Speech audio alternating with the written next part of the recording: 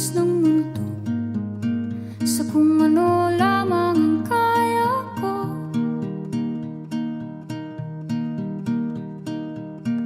Bigang-biga na sa mga problemang di masolusyonan agad, parang wala nang bukas. Pwede bang umiwas? Hinahanap ang sarili, ngunit di nakakayanan sa ligaw na dinadaanan ko. Saan na to patungo? Saan ako patungo? Dahan